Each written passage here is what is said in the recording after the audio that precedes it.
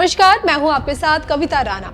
जिन्होंने 17 साल की उम्र में सन्यासी जीवन अपनाया वो हैं स्वामी अवधेशानंद गिरी महाराज। जिन्होंने हिमाचल की कंदराओं में जाकर तप किया वो हैं स्वामी अवधेशानंद गिरी महाराज। जिन्होंने आरएसएस को सर्वाधिक अनुशासित संगठन बताया वो हैं स्वामी अवधेशानंद गिरी महाराज। संत परंपरा से आने वाले स्वामी अवधेशानंद गिरी महाराज एक ऐसी प्रभावशाली शख्सियत जिनके सानिध्य में विदेशी भी सनातनी बन जाते हैं। इनकी नेतृत्व शक्ति ने 10 लाख साधुओं को दीक्षा ग्रहण करवाई। अपने ज्ञान के तल पर अध्यात्म के शाश्वत संदेशों को दुनिया भर तक पहुंचाया और समय समय पर देश की नेतृत्व शक्ति का भी मार्गदर्शन किया। और इन्हीं कारणों के चलते आज देखिए समाज में बड़े ही आदर के साथ इनका नाम भी लिया जाता है। बीते दिनों महाकुंभ में अखिल भारतीय वर्ष अवधूत भेषभारा पंथ योगी महासभा द्वारा एक कार्यक्रम आयोजित हुआ और इसी कार्यक्रम में देश भर के साधु सन्यासी भी थे और मुख्यमंत्री योगी आदित्यनाथ भी।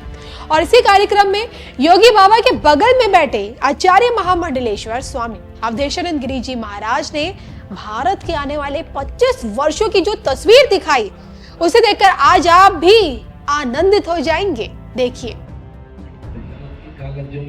मृत्युंजयी सनातन धर्म संस्कृति, उसके दिव्य विचार, आर्ष परंपरा और हमारे उच्चतम प्रतिमान जहाँ जीवंत जागृत हैं, ऐसे इस पवित्र महाकुंभ काल में त्रिवेणी के तट पर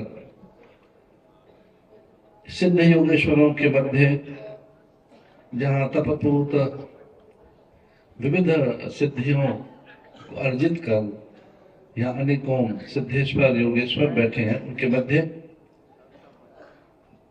योगी समुदाय और नाथ संप्रदाय के उज्जवल नक्षत्र, नाथ संप्रदाय की परम विभूति, परम वंदनीय गोरक्ष पीठाधीश्वर पूज्यपाद योगी आदित्यनाथ जी महाराज, मुख्यमंत्री उत्तर प्रदेश सरकार, आदरणीय पूज्य निर्मला नाथ जी महाराज, वंदनीय पूज्य स्वामी परमात्मानंद जी महाराज, वंदनीय पूज्य स्वामी उमेश नाथ जी महाराज, वंदनीय आदरणीय पूज्य स्वामी बालकनाथ दास जी महाराज, हमारे अत्यंत प्रिय पूज्य सतुआ बाबा जी, निर्मल नाथ जी महाराज और अनेक मंचस्थ सिद्ध योगेश्वर परम पूज्य आदरणीय धराचार्य जी महाराज, वंदनीय जगत गुरु रामानुजाचार्य धराचार्य जी महाराज।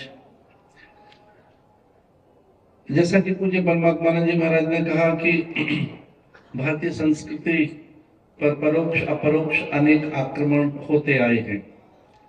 सूचना की तकनीक, संचार की इस क्रांति के युग में अब आक्रमणों का भिन्न रूप है।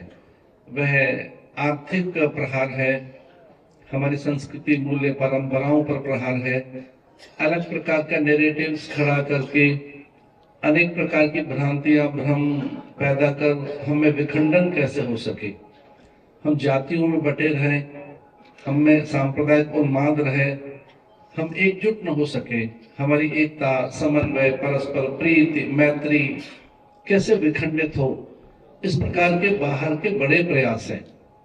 अब तो लगभग ये जग जाहिर है कि डीप स्टेट के अंतर्गत इस देश को डिस्टेबलाइज करने के लिए बाहर की शक्तियां लगी हुई हैं। परम पूज्य योगी जी आदित्यनाथ जी महाराज हमारे सशक्त, समर्थ, अत्यंत सामर्थ्यवान एक शासक सिद्ध हुए। वे और उनकी सारी व्यवस्थाएं इस बात को जानती हैं कि किस प्रकार से डीप स्टेट के अंतर्गत बाहर से धन आ रहा है और उस धन को यहाँ प्रयोग में लाया जा रहा है। एकता और समन्वय का संदेश यहाँ से हमने दिया है। एक अद्भुत बात मुझे महाराज जी ने कही कि विदेशियों ने जो नॉन हिंदू हैं उन्होंने यहाँ की भव्यता, दिव्यता, यहाँ का वैभव और यहाँ की उस उत्कृष्टता का प्रदर्शन किया सोशल मीडिया के माध्यम से, अपने वक्तव्यों के माध्यम से, अपने अनुभवों को उन्होंने साझा किया पूरे विश्व पटल पर। ऐसी स्वीकृति कभी देखी नहीं गई कुंभ के लिए। इससे पहले चूंकि मैं तो 40-45 साल से कुंभ देख रहा हूँ, ये मेरा यहाँ का ही एक प्रकार से 7वां 8वां कुंभ है। तो मैं ये निवेदन करना चाह रहा था पूज्य महाराज जी के सानिध्य में कि जिस प्रकार की पोजिशनिंग और जिस प्रकार की यहाँ की व्यवस्थाएं इस बार कुंभ में हुई है, पूरे विश्व को उन्होंने चमत्कृत किया है। हमारे पूज्य आदित्यनाथ जी महाराज गोरक्ष पीठाधीश्वर संत हैं, योगी हैं, वे कुशल प्रशासक हैं, एक अद्भुत शासक हैं। मैं इस कुंभ के अवसर पर बहुत आदर के साथ ये कहना चाहता हूं कि वो भारत का भविष्य भी है और भारत का भविष्य होने की दृष्टि से उनकी दृष्टि से कुछ छुपा नहीं है। जिस प्रकार की उनकी इंटेलिजेंस है, जिस प्रकार की आर्थिक ऊंचाइयां उन्होंने अर्जित की है।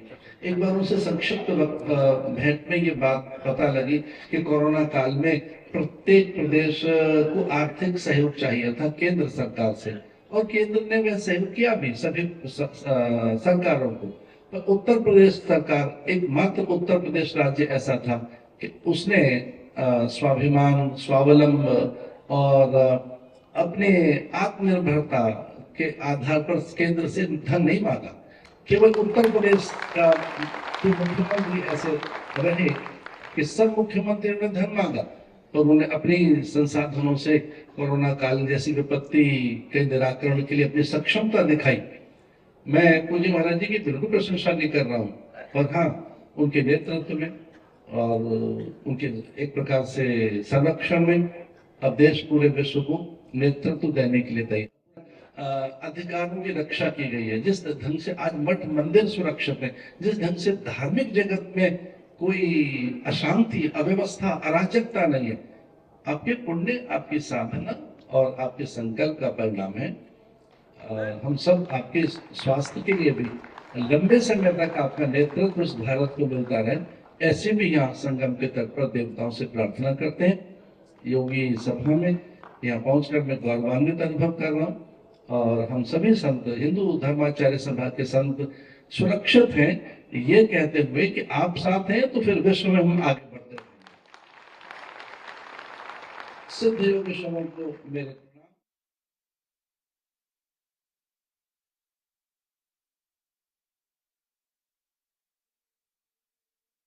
जी महाराज की। मैं परम श्रद्धेय